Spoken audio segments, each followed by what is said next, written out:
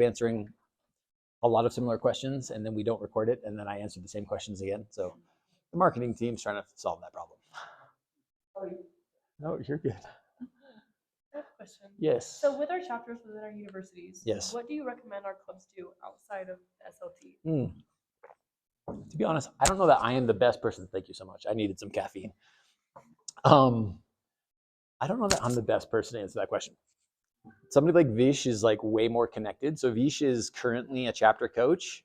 He is also incredibly insightful into this work, and so he might have better answers for you. I think the thing that some of us talked about earlier today is I think that you obviously don't really know each other all that well because you're coming from all these different places, right?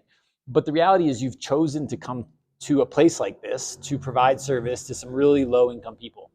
And that, solely that, means that you share some values, right? And I think a lot of the people that come to you share some of those similar values as well, right? And so in many ways, I think the thing that you guys are doing in this SLT is you're kind of opening your minds to how to provide service to some really low income people. You're seeing a different part of the world. You're seeing a different aspect of service, medicine, healthcare, things like that. Oftentimes, kind of that mental growth that happens in this 7 days, my experience is you guys go home and you start to see things at home in a different light. And you start to realize that a lot of the things that you're doing here and a lot of the things that the approaches that we take to do those things are actually very applicable to home and to a lot of the communities where you live now. And so I think to the extent that you can, you do that. You know what I mean? So you bring these experiences home. I think on a very separate nature, you try and have some fun because like the reality is if you can't enjoy this, then it doesn't last very long. You know what I mean? And again, I don't know. Vish, do you have any thoughts on that? Like, well, kind of it's kind of taken back to like what MEDLIFE is doing, like making an impact, right? So obviously we're not on Nick right now. We're all just students. So like, what can we do as students for other students in our community? So you're basically creating like a little HubSpot of little connections that you have to either like local elementary schools, we can do like science fairs, like inspiring like the youth to be excited about like even medicine and science. We can go to elderly homes and kind of organize. One of our chapters did Tai Chi in the elderly home. That was so cute. It's like a really interactive way to stay involved in your community and get like undergraduate people more involved with that as well. Obviously, like biggest like focus is obviously like, mostly free health. So it's like going into local hospitals, doing events with that, trying to get back involved with healthcare. But so it's usually like volunteer events in that regard, but also social. Like you need to create a community. If you don't have a community, you're just like people offering up events, whereas if you do have a community, you're like an entire force of people who are making a change. So there's a whole bunch of different little things. I actually just made an entire like spreadsheet with a whole bunch of different like ideas and stuff like that. So I can just share it to all you guys shortly after this. But it's kind of just like different volunteer events, different like social events, different like ways to be involved with free health, different ways to do like fundraising, things like that. So it's just very overarching. Any way that you can think about making an impact, and usually you try to think about what populations do you want to affect. Oftentimes it's like youth populations that you want to inspire, or like elderly populations that don't have other people to help them, or just being able to help hospitals and developing that pre-op. So that's kind of a roundabout way to answer it, but there's a whole bunch of things that I can hopefully share with all you guys a little bit. yeah, and I'm guessing you're saying that because you are on an e-board. Oh. Yes, Kind of. ish. She's honorary board member. Okay, Honorary okay. board member. She's interested in like the issue. Okay, okay. I mean, so how many of you are on any board right now? Okay, great. So can two people tell me what you do to create community? Yeah. So in terms of like socially keeping everyone together, we do have a lot of interactive events with each other. I think that the most important thing that I've realized throughout my past 4 years is that there's no sense of community in more of the volunteer and logistical events that we do when there isn't like interpersonal communication and I don't know, just like being friends with the other members. So a big thing that I had was to kind of just have them at least get to know each other and be more comfortable with each other. Because when you're more comfortable with each other, you're more inclined time to go to the meetings, like, oh, I'm gonna go see my MedLife friends or do stuff like that. And then in terms of like doing local stuff, I know that it's difficult, especially because we go to school in Santa Cruz and there's not a lot of like hospitals or medical resources that we can go towards volunteering, but there's things that we've like indirectly been able to do. Like we volunteer with Habitat for Humanity.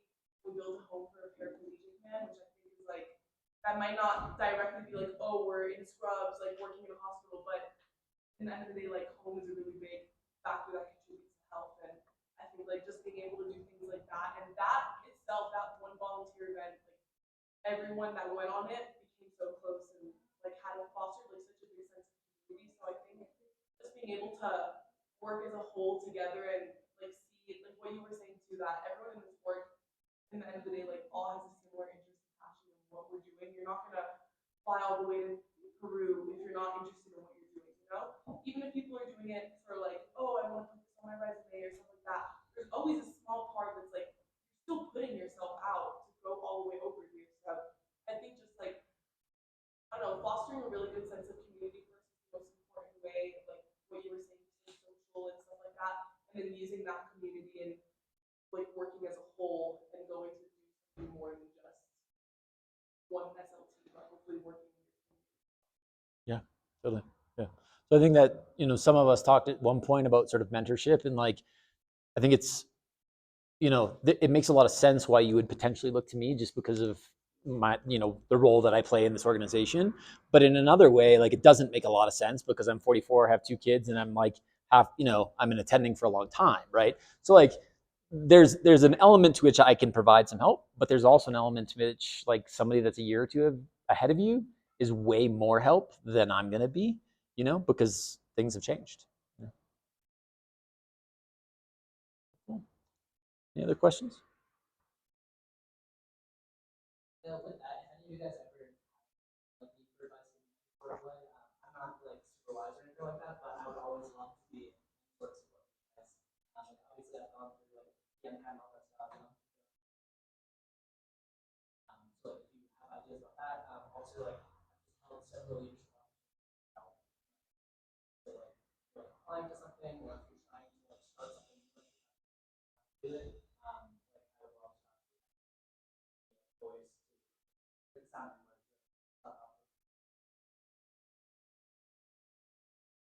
Yeah. Okay, I was just gonna say, this might be a repeat question, but I was wondering, how do you see MedLife like changing? I know when we talked to you recently today, you said like incorporating like more screening and Yep. stuff like that would be Yeah. a practical way. Yeah, I mean, so we had a nice conversation about ophthalmology and like some of the screening today. I mean, so I think that some of us talked about, somebody asked me like, what can you do today? And one of the things that I said was like, really focus on your chapter and making your chapter really strong, right? So like, um, you know, if you can make your chapter really strong, and when I say that, I don't just mean like you as an individual leader, but like a pipeline of leadership, right? So like if you're graduating in a year, there's like 10 other people that could potentially take your role. If you're in a senior role right now and you're graduating in, the next few months, and there's literally nobody that's prepped to take those reins, like we're in a very precarious sort of situation. And so I would say post COVID, we're in like a hard rebuild right now. Like we are going hard at rebuilding a lot of stuff from the chapter level to like Vish's role to like the protocols and how Vish works to things like marketing and being smarter about that, right? If we can have this conversation now, but we can share this same conversation with 300 other chapters, let's do that. So we're going really hard at that. So that's all to say, like, I think we're a little bit beyond even pre-COVID. So pre-COVID, we were more built up now. Like we're still trying to dig out of that hole, to be honest. So let's say we can kind of get back to that level. I think that the my thought process there is a lot of our focus right now is on pretty short-term stuff, right? So if we can begin to pivot, so I mean, we're maybe 1,500 volunteers right now. Imagine if we were 15,000, right? 10 times what we are, right? the scope of kind of things that we would be able to take on would be totally different, right? So like we have land in Lima to build a school. We have some money set aside for that school, but we need a lot more. 10 times more volunteers, we have that school built, right? That school built means that like we could provide premier education to some of the poorest kids that live in Lima, Peru, right? The same way that you guys, hopefully, I pay it forward to you, you pay it forward to a freshman, we pay it forward to like high school kids, right? That same uh, chain of events that's happening with us, we try and do here, right? So rather than just trying to get you into med school or you into med school, all of a sudden we're talking about the kid that lives in Pamplona. We're talking about the kid that lives in rural Cusco, right? And all of a sudden, the dynamics, the depth of how far the intervention reaches totally changes, right? And in some ways, what's happening now in North America is what happened before, which is us trying to build this at a level that it cascades onto itself. Imagine that here, right? Like what does Latin America look like in 20 years if we could start this sort of thing in the poorest communities that then build on themselves? You can't even really imagine it, right? Like it's a little bit too far to really grasp.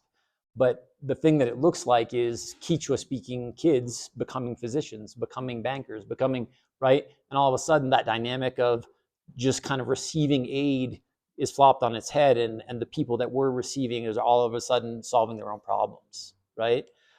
That's a little bit of a theoretical answer for you, but I think it's about scale and really propping people up to fight for themselves and not needing us in that in the longer term. Does that make sense? I think kind of along to that point, like the whole goal is not to just like alleviate poverty. The goal is to like overcome poverty. So like you can't just be like focusing on how we reduce these symptoms. Like as a physician, you know that you don't try to reduce.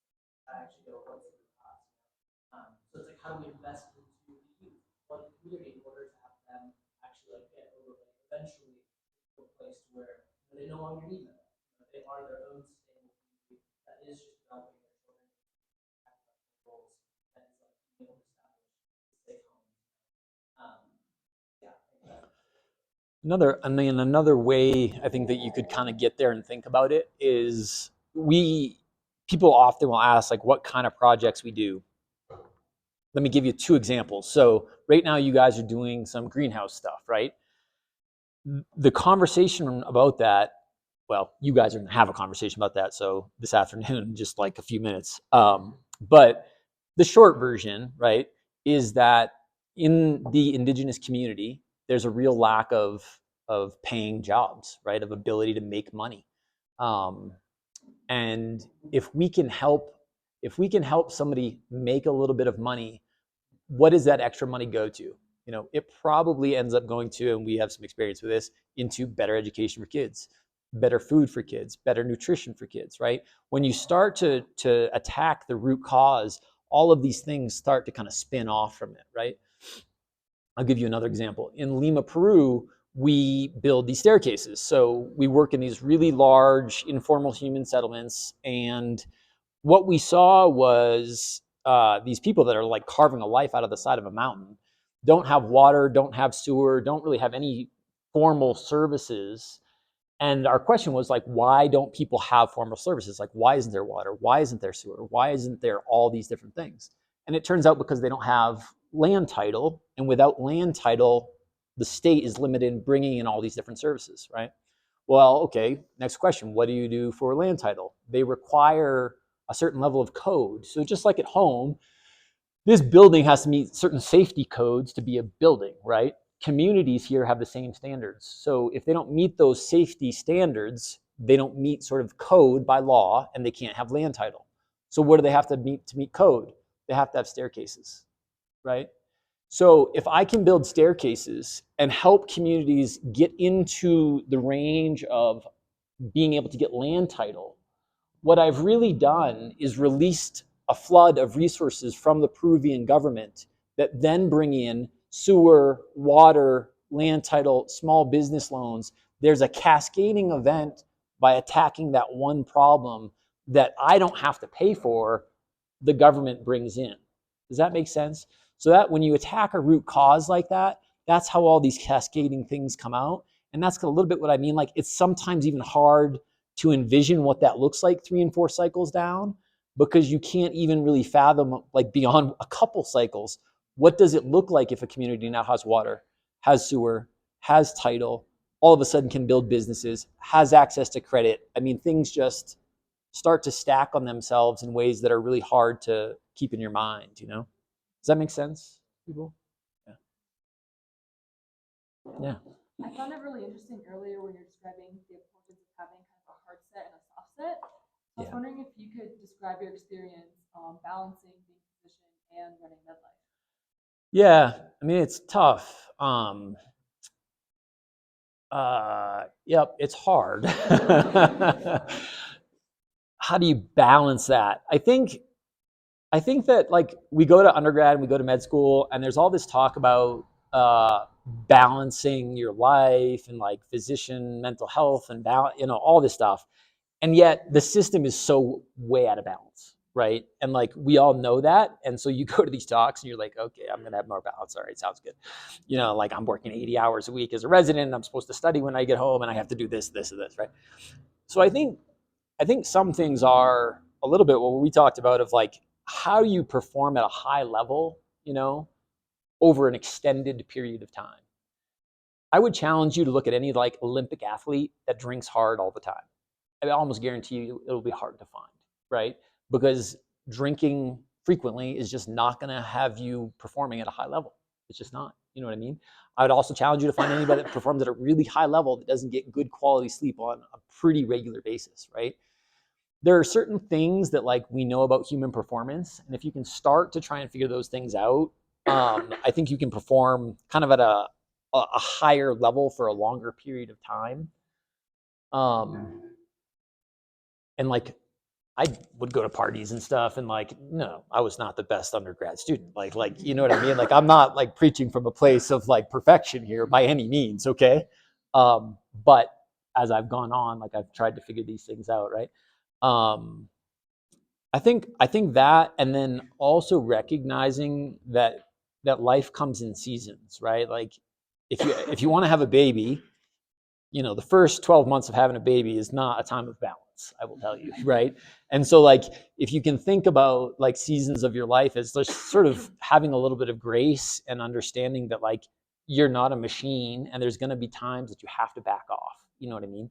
And that's fine. And it's during those times when you're really challenged that you can potentially break, right? So like, if you, like, I have little kids, and I was late because he was sleeping, you know, and so we're like trying not to wake him up, and you could be really hard on yourself during those times, and be so hard on yourself that, like, I can't meet this standard in my mind, and so you end up quitting because you can't hit that standard. If you can just give yourself a little bit of like forgiveness there, and be like, okay, it's okay that I didn't quite hit it, I didn't quite, you know, get the MCAT score that I wanted, whatever the thing is, right? I think in the long term, the the scales weigh in the balance of decades of work, not these little sprints of push, you know. And so you're going to make big mistakes. I've made really big mistakes, you know, and I've been able to dig out of it, um, through trying to live relatively healthy and perform at a relatively high level, and like do things that, like, science says rejuvenates your brain rather than, you know, what your mom says. You know what I mean? Does that make sense?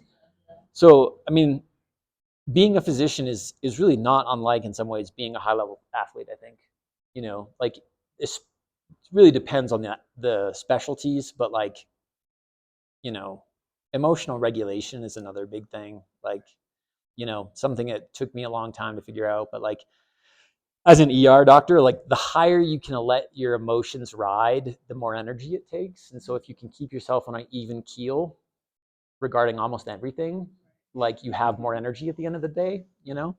Um, does that answer your question? Or Yeah, no, I think that's a great analogy. I've been a competitive gymnast my whole life, Nice. so I've always been about like positive self-talk, right, all that kind of stuff. Yeah, yeah. I think those things. There's a lot of overlap.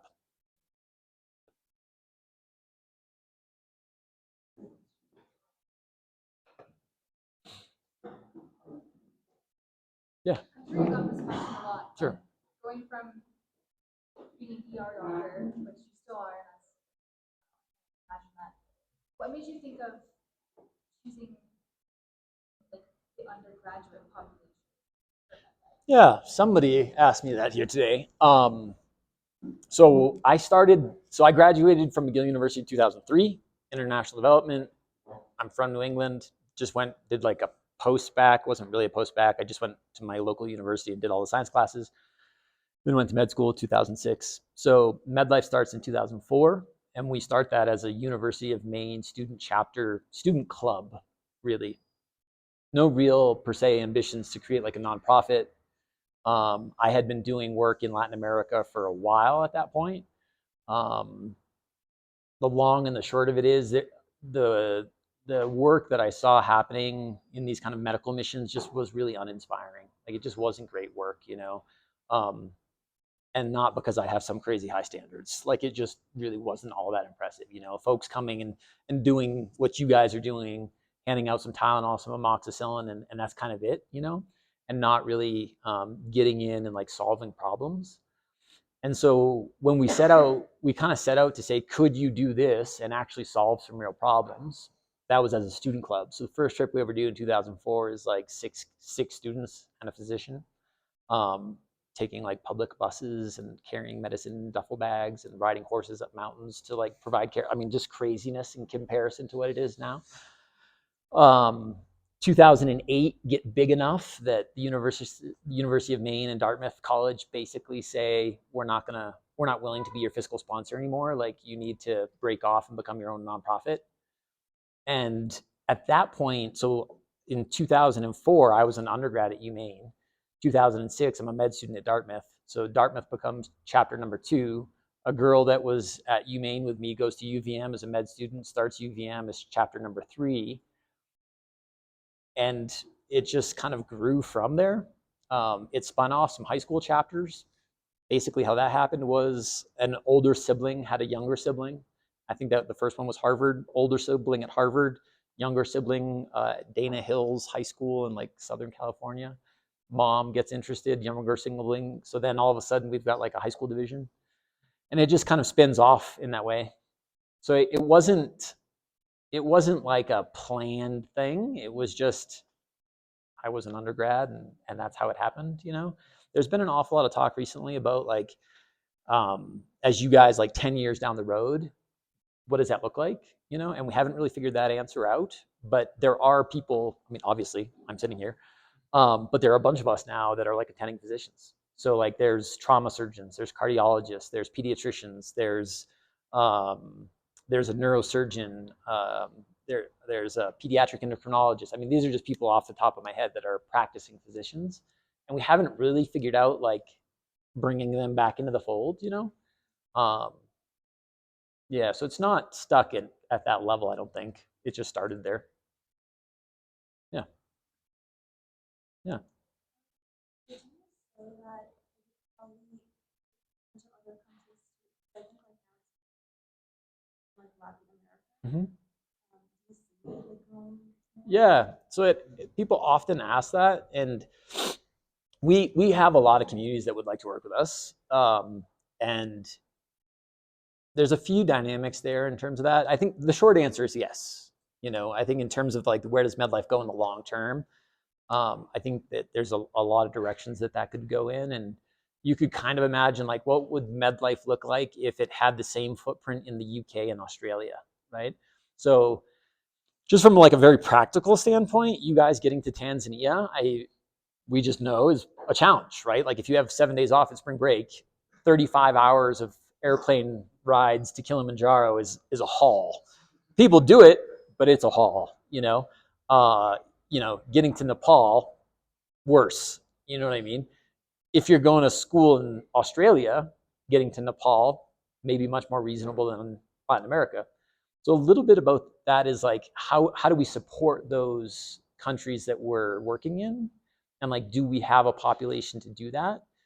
We could grow to a bunch of countries tomorrow. like we've been to Nepal, India, South Africa, Kenya, the other place, Guatemala, a bunch of places that we could start working, but the intervention would be minimal, and it would be mostly a marketing and website thing. You know what I mean? And so to that extent, there's always like a little bit of push and pull and like discomfort there is like, do we really want to say we work in India if we are only sending like 10 kids a year to India? You know what I mean? And like our intervention is not that big. Like we could say it, you know? So that's really the balance. Like for sure we would love to work in more places. It's really about like how we get there, I think. Where do you want to work? Yeah. Where are you from? Yeah.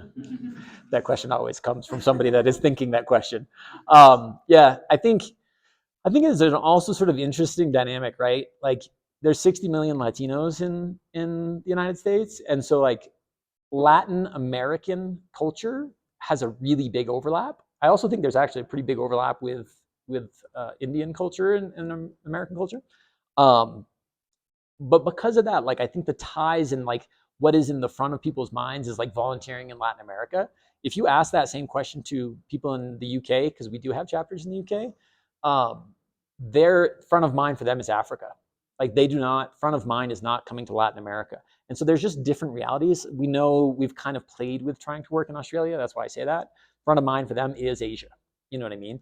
And so I think that, you know, there was whatever that question was about, like, what can we do today? Like, first and foremost, if you can make your chapter rock solid, that's a huge help.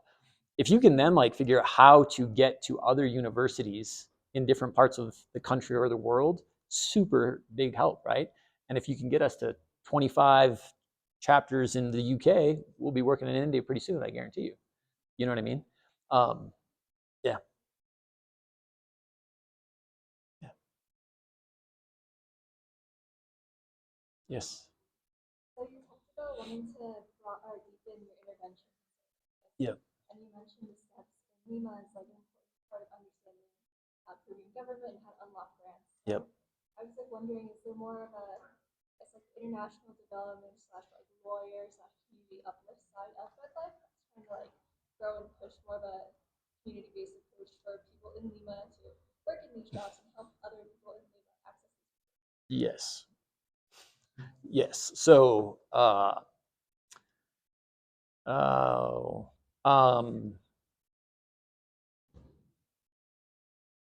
so the way that MedLife works, for the most part, is you guys have self-selected to come to Peru. So you, by nature of the fact that you've chosen to come to Peru, you kind of self-selected and kind of have shown your colors that you have certain interests and whatever and commitment, right?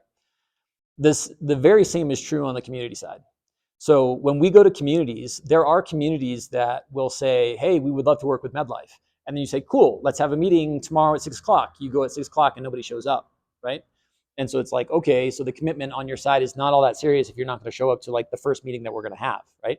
There's other communities where you'll go and you'll show up at 6 o'clock and there's 100 people waiting in the room. And you're like, oh, okay, so this is a different conversation, right? And so everything, there's shades of that all the way through. The kind of premier communities in wherever we work have sort of the cream of the crop community leaders, right? And those people, what that looks like is really not MedLife coming and saying, hey, would you like us to build a staircase? But them really pushing on us to be like, hey, could we do water? Hey, could we do this? Hey, could we do this? Could we do this? And so, for example, kind of the best organization in Lima is Unión Santa Fe. A young man named Ricardo Casani is the president and has been the president there for a long time.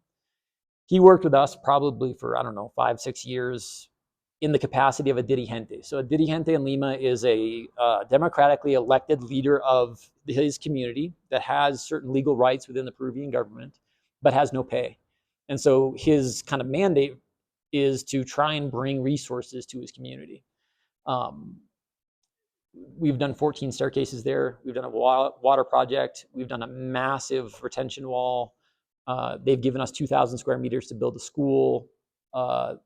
he has traveled to Santiago, Chile with me to pioneer sort of this modular home model that would cut housing by 50% and increase kind of the quality of housing in really poor areas of Lima many times over, and is constantly pushing me for like what the next thing is, right? And so Kasani is somebody who, like, eventually I'm just like, yo, dude, why don't we just hire you? Because like you're pushing us to grow all the time, you're making us do all these things, like you are the heart of what we do. Why don't I just pay you to do this anyway, and I'll give you the tools and you can just rock? And he, of course, he's like, yep, sounds good. And what that really looks like then is he becomes someone who helps other people around him to do what you just did, right? So the question is like, how do I run my chapter? And you say, well, this is what we've done. This is what's been successful in the last 4 years. These are the things we've tried. This was what hasn't worked. The extent to which there is a mirror of this here, you wouldn't even believe. I mean, when we talk about an e-board, the e-board is the dirigente, right? And the dirigente is elected just like you, expected to things just like you, leads their community just like you, has the same exact problems just like you, has communities that do want, some communities that don't want, communities that fail them. Like, it is a mirror image of what's going on.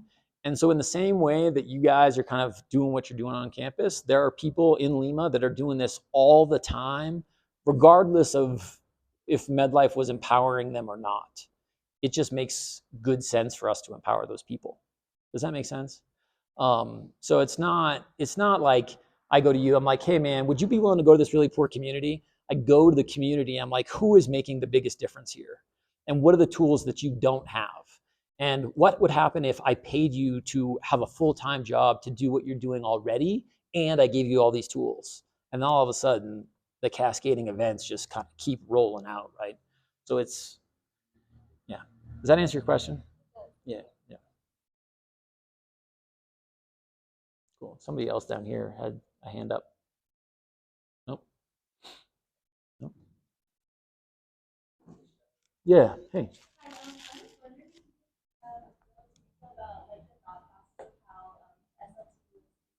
Sure.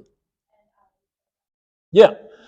So I came from a background of international development where, so like all the interventions that we would study were like big public health interventions, right? And then I decided to go to med school, and I'm shadowing a physician in rural Ecuador, and I get kind of recruited by this medical mission organization to translate for them. And so, you know, I spoke pretty decent Spanish. Like, I'd been living in Latin America and whatever. And basically, the way that these medical missions would run, it would be very similar to this sort of model.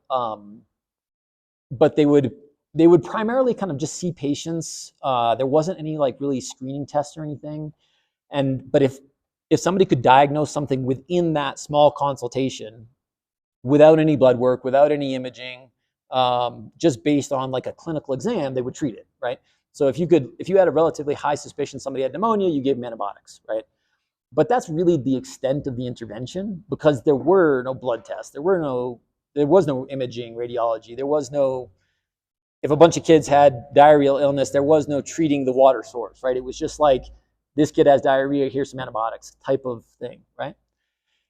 And so it felt like, from my international development background, like that is just not, it's not very inspiring, I guess. You know, it's not even really what I would say, like as an ER doctor in the States, what I would, like, I certainly wouldn't accept that level of quality in the United States, right? Like if somebody came in, I wouldn't be like, oh, I think you might have pneumonia, here's some antibiotics. Like I get a chest x-ray, right? And I know, like, do you have pneumonia or don't you have pneumonia, right?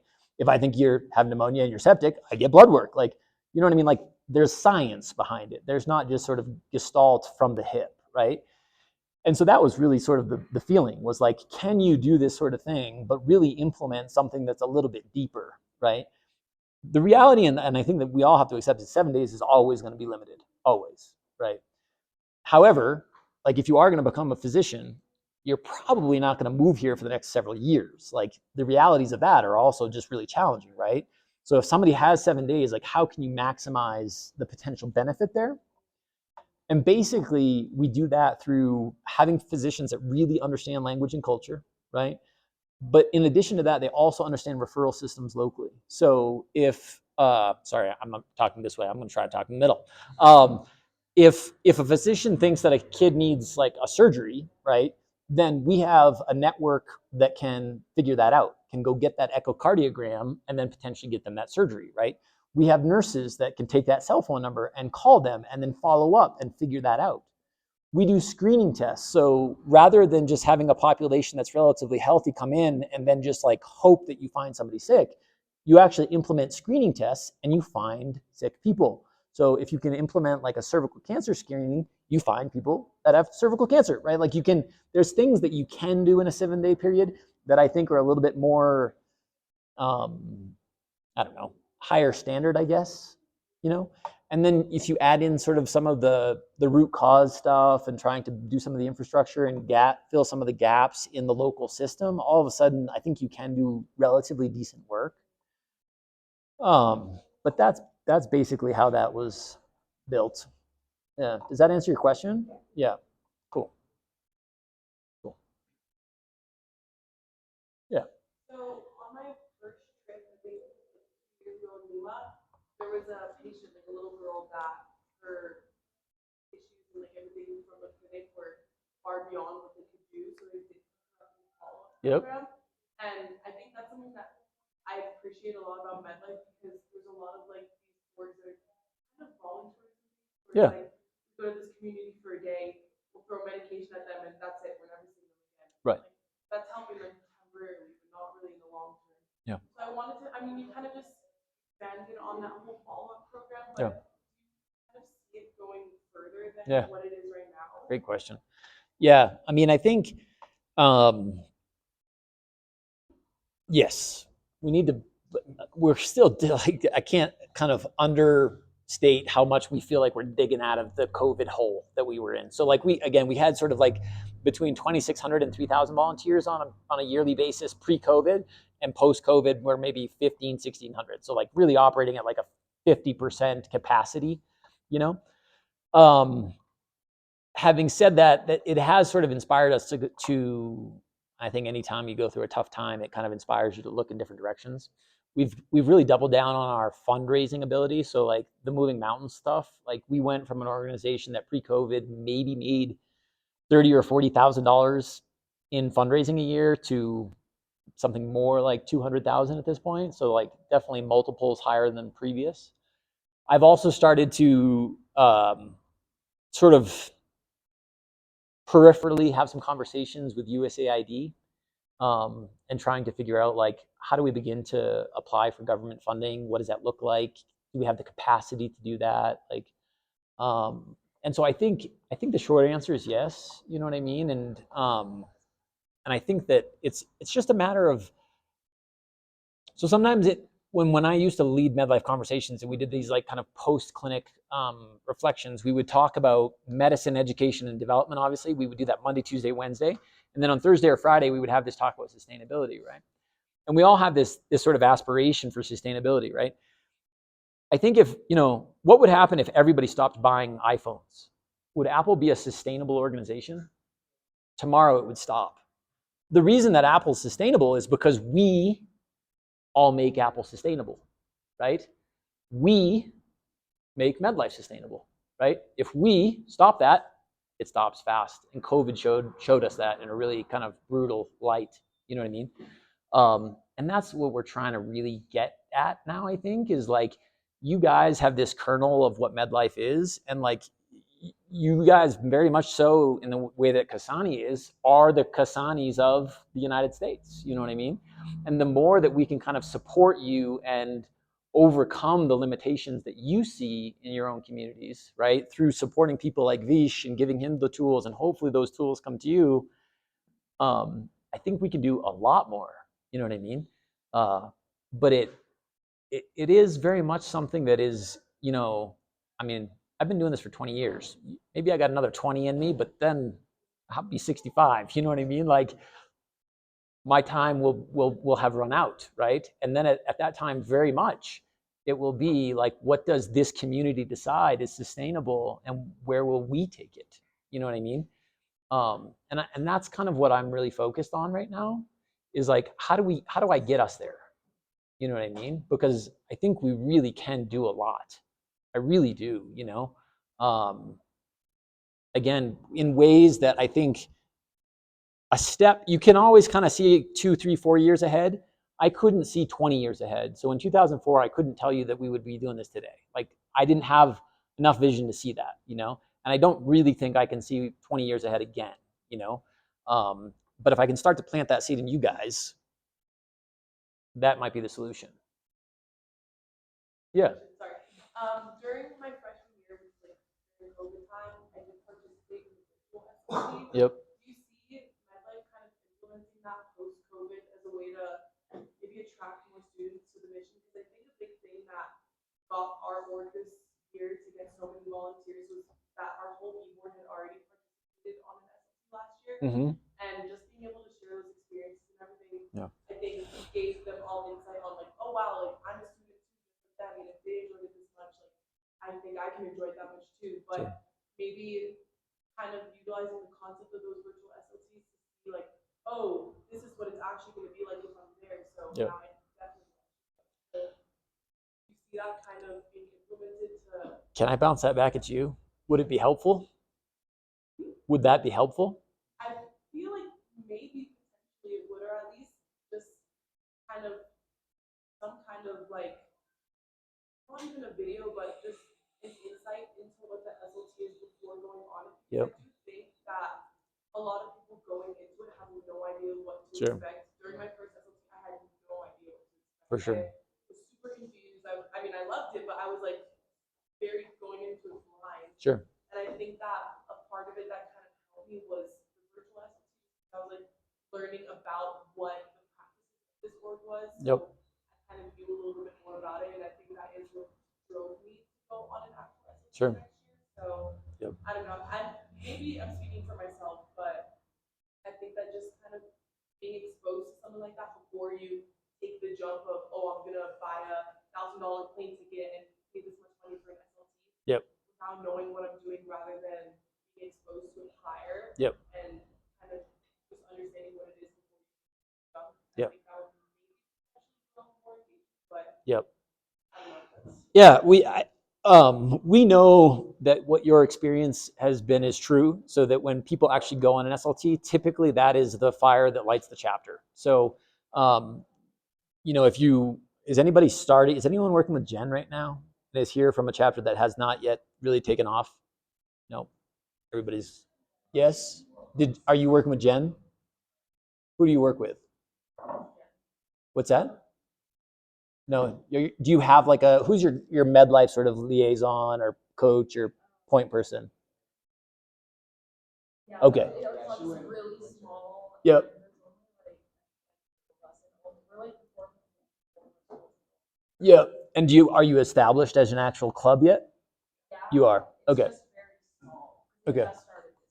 Yeah. So we have what we call an expansion team. I don't know if you guys are on that team or not. We could figure it out. But essentially, that group of people that work within MedLife try and get students to come very quickly. That has been the thing. The way that I've started to think about it is like a catalyst in a chemical reaction, right? Like that catalyst. I think about this a lot in life in general now, right? Like if you think about getting into the gym, if you think about getting into med school, like there's this big push of energy that you have to get to. The reality is you don't actually have to sustain that level of energy to continue there. You just have to get through, like the MCAT is a good example. It's a big push and then the energy can come back down and you can cruise, right? And so there's a lot of these things in life where there's sort of like this required catalyst energy to get up there to then come down and function. We've tried the VSLT. It doesn't seem to like grab it, you know? Hades right there. Hades been involved in that. I don't know, Vish, if you have any thoughts on this. We are not opposed in any way. So like if you have a chapter and you feel like a VSLT is going to be helpful to your chapter, you let your chapter coach know and we will make that happen. Like that is a very easy thing for us to do. We haven't seen it take off and we've offered it. And so we haven't pushed it hard. But it might be that we're just doing it wrong. I don't know. Maybe because it's perceived as an alternative to an SLT Yeah, rather than like kind of a motivation pre. to join. Yeah, Yeah, exactly. yeah. Yeah, I mean, when we first started the VSLT, so the VSLT, when COVID happened, we couldn't do SLTs, and so we tried to do it on Zoom, right? And the first iteration of that was a 7-day experience that you were on Zoom for like hours at a time. We were like, okay, that's a little bit heavy on the Zoom. And people were like, nope. And so we cut it back to like 2, and then we've experimented even with like 3 hours. I don't know that we figured out like the magic formula there. But I agree with you that instead of thinking about it as a replacement, to think about it as a pre like experience makes a ton of sense. You know, yeah, and we're down. I mean, if you guys think that it'll be helpful, please like communicate that, and I'll communicate that to the team, and we can totally do that. You know, best time of year would be like September, I'm guessing, or October, probably. Yeah. I just think like prior to signing up for the trip, but ideally like in the beginning of when the board is starting. Right. Right. And like within how many weeks from like the activities fair would you say? So I think that's also just dependent on the school and how large the org is. Yep. If I were speaking on how our org was 2 years ago, I would say like within the first week or two because you really had to hold on to that engagement. Right. Lost all of it. But I think as our chapter is growing a lot, we kind of held more engagement than we expected, which Yeah. is great. And I think that that could have been a little later on. But I do think the primarily like biggest thing that people are attracted to on MedLife is the SLTs. Yep. And the most questions we get is about the SLTs. I'm Yeah. sure I can speak for all of exec during our club fair that every single person was like, what do you do on the SLT?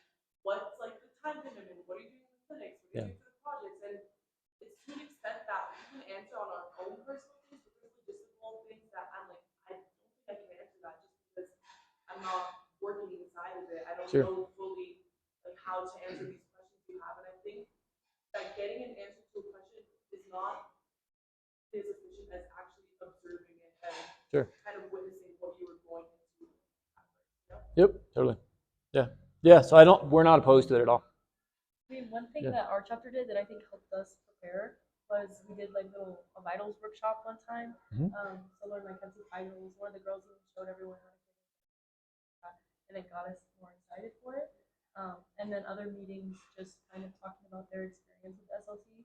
So I don't think any of us really felt super like caught off guard by SLT. We felt pretty prepared. And I think those little workshops helped a lot. Or like Spanish medical workshops were very helpful for anyone that wanted to know.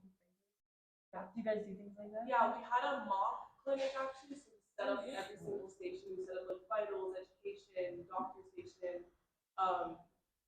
toothbrushing, pharmacy, and we had like all of the execs that had already been on the trip, like being the pharmacist or being the doctor and showing interaction and like all the different things. And it felt like they were like being actually put into that clinic, which I felt like I was in a clinic in the classroom. So I thought that that was really good. And I think that all the members that did attend that were really exposed to what to expect. And I think that that might have had them working a little better because when you step into your first clinic, you don't fully know what you're doing because we get taught by the like our upper hand that we're working with like the first 5 minutes and then on board. So I think that definitely helped, but that was something we did after we had the enrollment of our SLT members. So maybe if we implemented something like that prior to when you're supposed to sign up for your SLT, Yeah. beneficial. But there's a larger student audience before like registration rather than prior. I'm sure everyone else that runs the org can tell that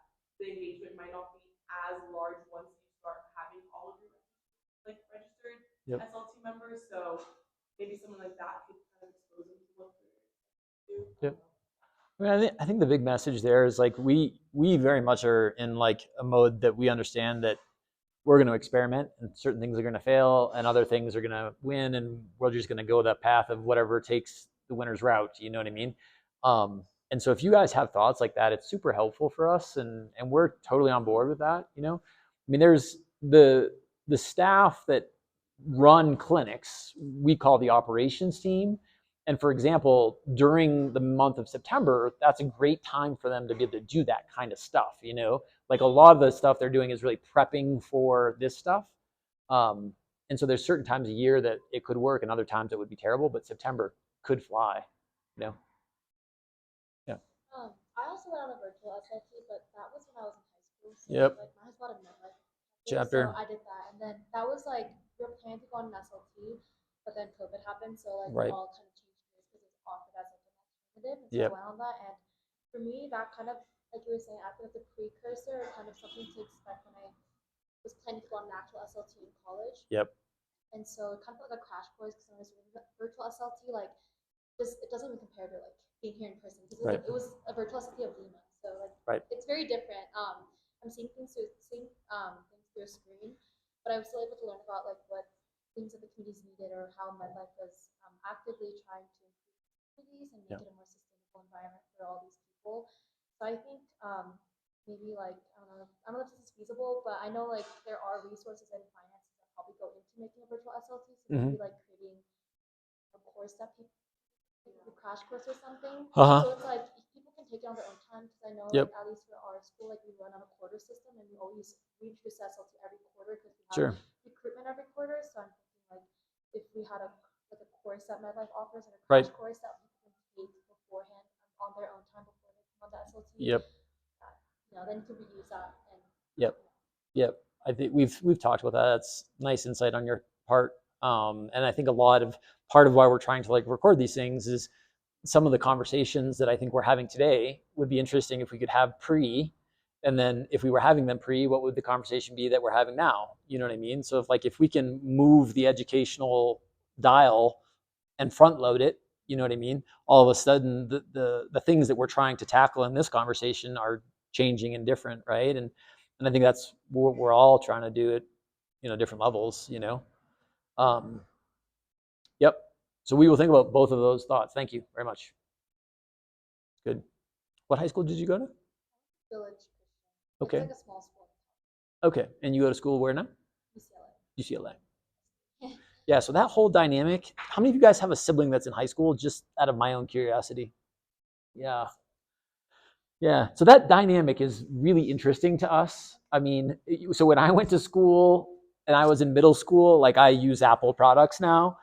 My middle school bought Apple products, you know what I mean? And like you think about that as that whole feeder program idea, and it's really an interesting idea, right? Like we're trying to kind of figure those dynamics out now. But like if you can throw us young people that maybe don't want to travel, maybe they just want to do a VSLT, like it has sort of been an interesting path to begin to have those conversations. And I think for some people, those conversations aren't fast, right? Sometimes those conversations take a year of like, I'm going to go where and I'm going to do what and I'm going to be exposed to what. And so we don't think of it in terms of those cycles. Like we think of it as a like August to May cycle, right? But maybe the real cycle is like a year earlier than that when people are really in the contemplation phase and they're really kind of thinking about it. And so that whole high school dynamic of I was in high school and now I'm in MedLife as a college student has really exposed us to that idea. And it's really interesting, I think, you know. Yeah. I just want to add on to that like whole contemplation phase. So I'm a senior right now and I've been in MedLife since my freshman year of college. My first SLT. Yep. And to be honest, like I think MedLife's marketing team has gotten a lot better. Woo. With, like, Who's hearing that? Assis. Where you at? Marketing, you're winning. You're winning. It took me actually like quite a long time to really understand MedLife's mission. Yes. First year to my fourth year. Yes. And now that like I'm my fourth year, I've been 4 years. I've learned a little bit more each time with slightly better graphics and better resources. Yes. More appealing visually. Yes. I definitely I'm really happy that I came. I think just getting that contemplation phase like more clear. Yep. And like really hitting them I guess early and yep. Yep. important to I guess the eventual thing because it is a big price. Yes. Many people. For sure. And like when you have that time to think about it, and like if you could get one freshman from first year to fourth year, you still have one fourth year going like an SLT. Sure. So I think it's Where did you consume information? So I think in the beginning our MedLife chapters or I joined in COVID, so it's a little bit more disorganized. Yep. So we kind of made our own information Sure. about areas in South Sure. America. But I think you guys got a lot better with like the emails, Yep. like attaching things. Yep.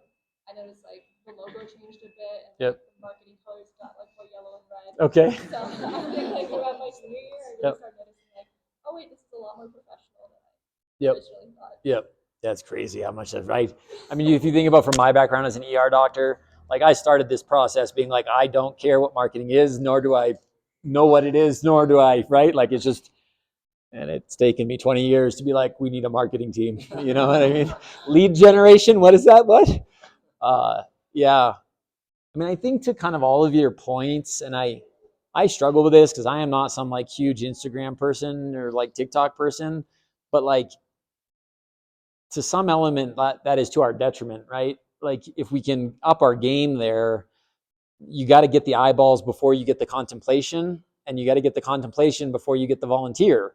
So we've got to dig into that. Yeah, well, it's taken me 20, you know.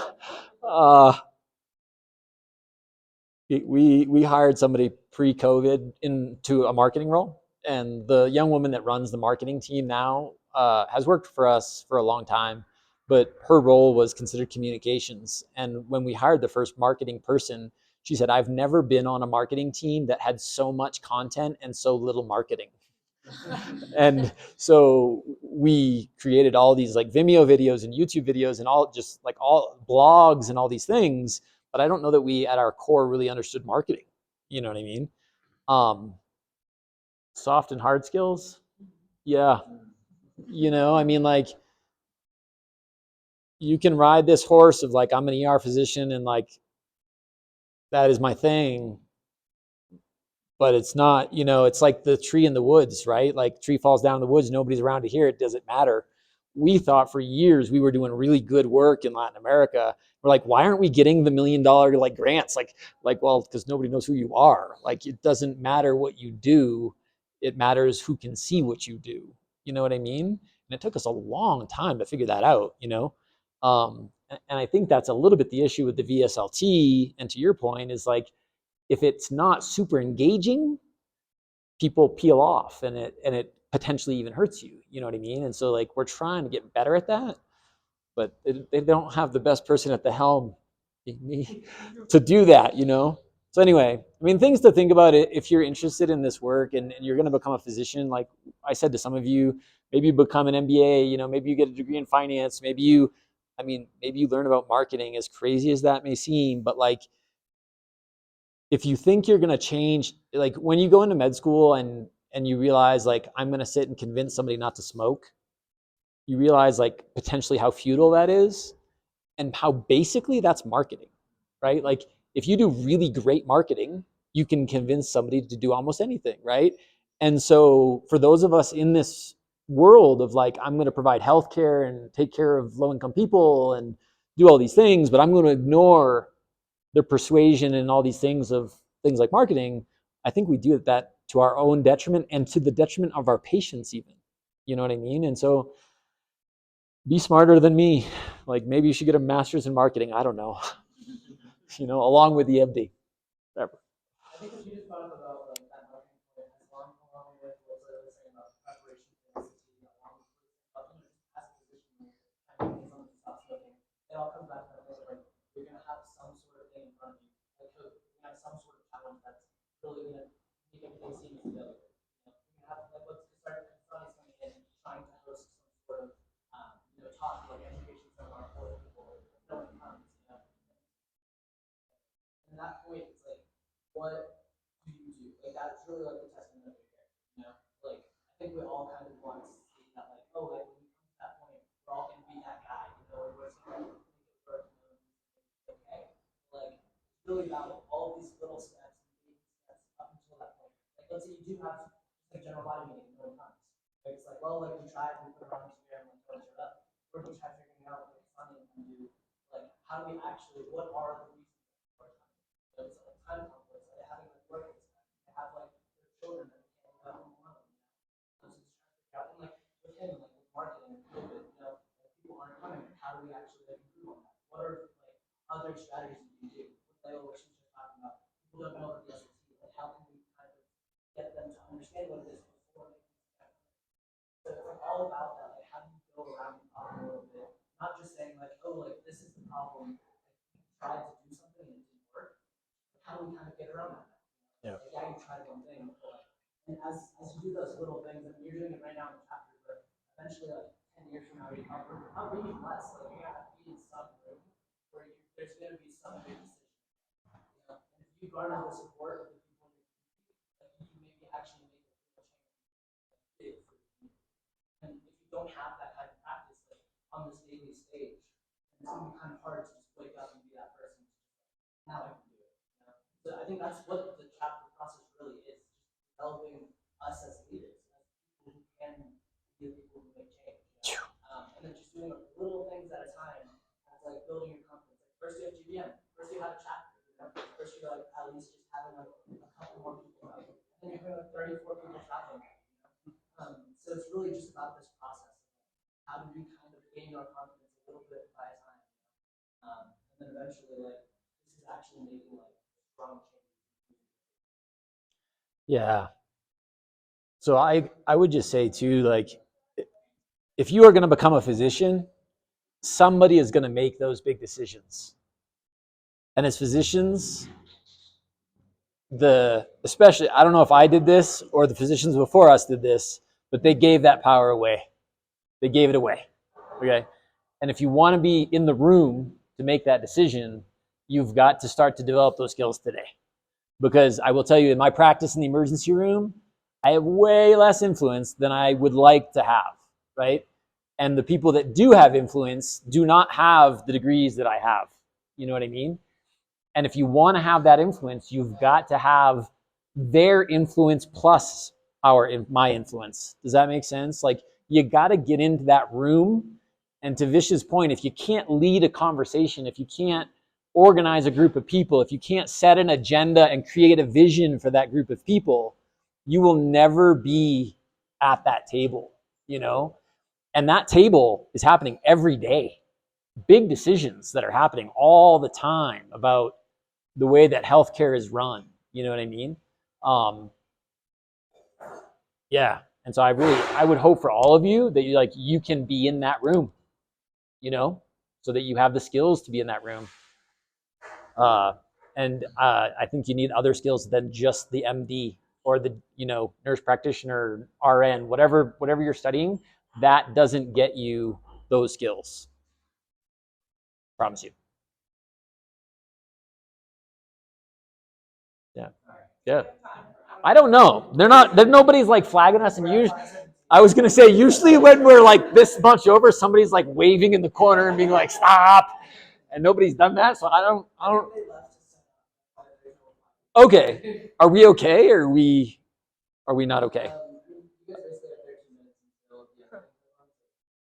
Okay, and they're going to a talk in 13 minutes. Okay, so if you need to like go to the bathroom and such, like you should probably peel off and do that, or if you need a coffee, water. I have nothing else to do until that talk, so I can sit here and answer questions if you want, like whatever. This is a little bit like off topic. Yeah. How do you like being a doctor? I like it. I mean, I think the question was like, how do I like being an ER doctor? I think I like what I do. I wish I had more influence on how it's done. Yeah. So like the cool thing in MedLife is because of like I run MedLife, so I can like say this isn't working, let's try this, or let's try that. And like I tell you as a physician, like I mean this is partially my own fault. Like if I moved to the United States and like really double down and like doing those leadership roles, becoming the medical director and kind of working my way up in that, and I don't because I have MedLife, so I limit my own kind of growth in that realm because I can't really manage both of those things. But that would be the thing that I would say is just like how it's done. You wish you could have more influence. In terms of the structure of our healthcare system? I mean, not even that high, just like in the terms of like how an ER is run. So like, I mean, there's just like very, very practical. Who's my RN that was studying? Do we have somebody that was studying nursing? Not here now, no. I mean, in the emergency room, like the challenge with emergency medicine, and this would potentially get us into like a whole other rabbit hole, but like you need to know how to move relatively quickly, but you need to know who's sick. And that skill set is not super easy to know, right? And when somebody is sick, you need to double down on that and like bring resources to bear. So what do I mean? If you have a room full of like 10 or 15 patients or 20 or whatever, there's a bunch of like colds and whatever that aren't really that sick, but then there's like one septic patient that you don't know is septic and they're sitting in the waiting room. And like how you get to that patient and get them the interventions they need fast has a lot to do with how the ER is staffed and with what kind of people. And so like if somebody has a lot of background in critical care or emergency medicine, I think that they have a better eye for that sick person. But the people that are making the decisions about who's staffing the ER don't necessarily care that I think that, and so don't necessarily recruit people that have that background. And so like when we do find that sick person, the resources that I can bring to bear are just not as skilled as I know they could be. Yeah, just things like that, just like how you run things. You kind of feel like you may be the most knowledgeable person in how to attack a problem, but that doesn't matter because you don't pull the strings of the finances. You know what I mean? And that's what I mean about being in the room with the decisions that are made, is like the people that do pull those strings for the finances very much influence what's going to happen, you know? And so if you can position yourself to be in that role, you know, you have that influence in a double way. Like it's not to say that you should just abandon clinical medicine, but having some influence there, I think helps. But I do enjoy what I do. Like I enjoy, I think in many ways, like emergency medicine is like MEDLIFE. Like the people who don't have care in the United States, where do they go? Go to the emergency room. So like I am the MEDLIFE doctor in the United States too. Yeah.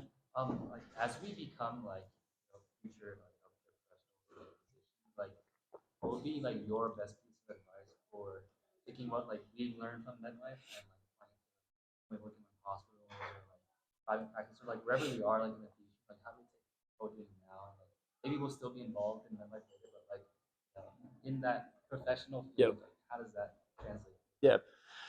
I mean, I think one is like this idea of listening, right? So you can think you know the answer, but like you can also really blind yourself to the real answer if you're not open to what the actual answer is. Does that make sense? And so it's very easy as like a very educated person, like in like an emergency room setting, to be like, oh, I know what's going on.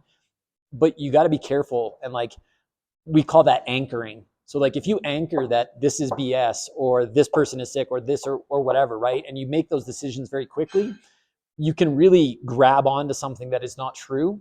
And then all of a sudden there's a consequence from that. What do I mean? I'll give you a real, very real example. There are homeless people, for example, some mental health people that will like come into an emergency room like every 2 or 3 days, right?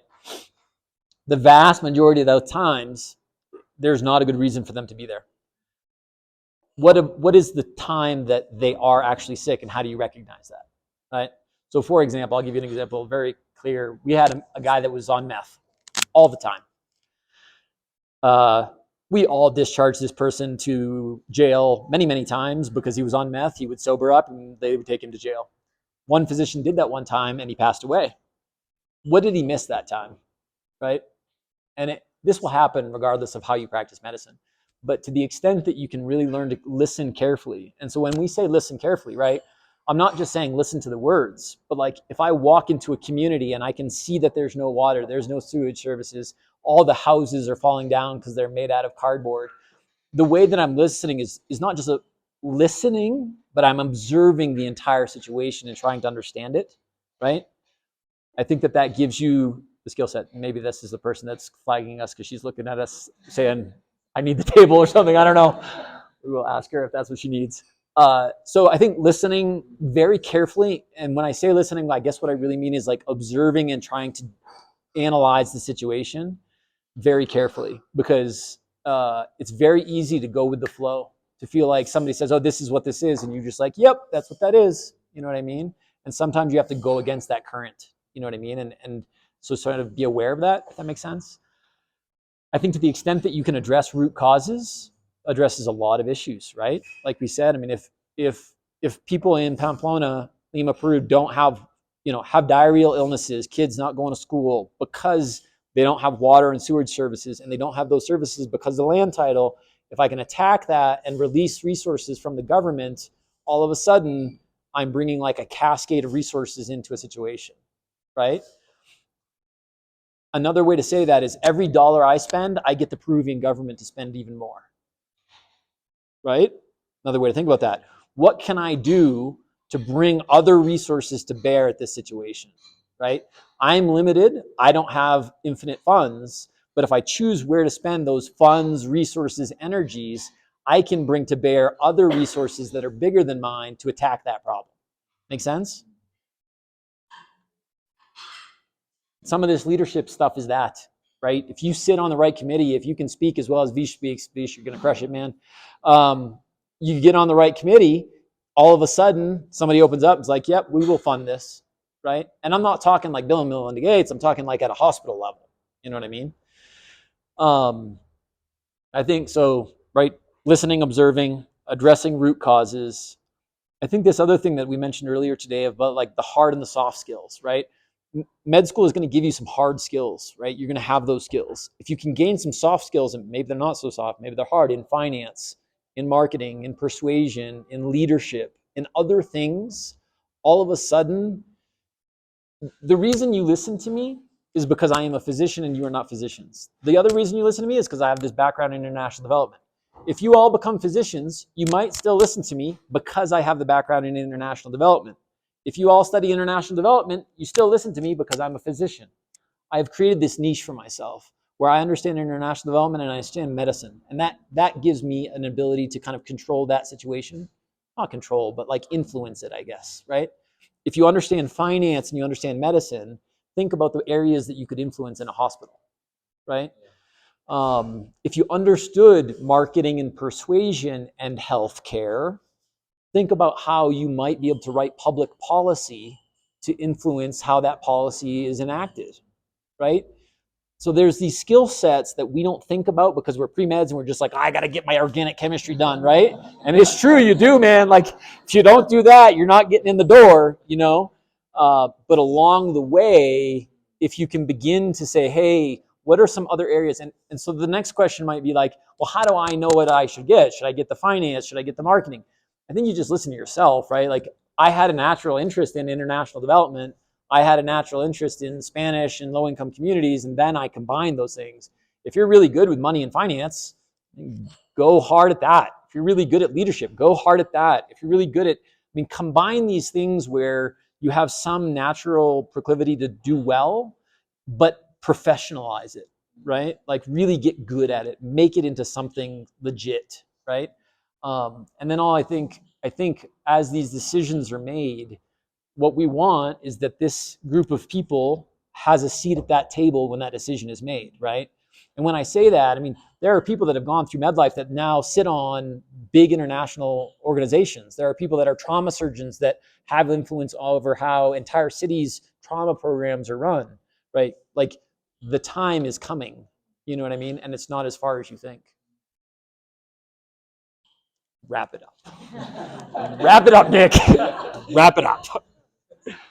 We've been called. So time is over. Thank you guys. And I say thank you, but like you guys really do make this possible, right? Like I understand that we make it possible for you too, but you very much make it possible for us. So thank you.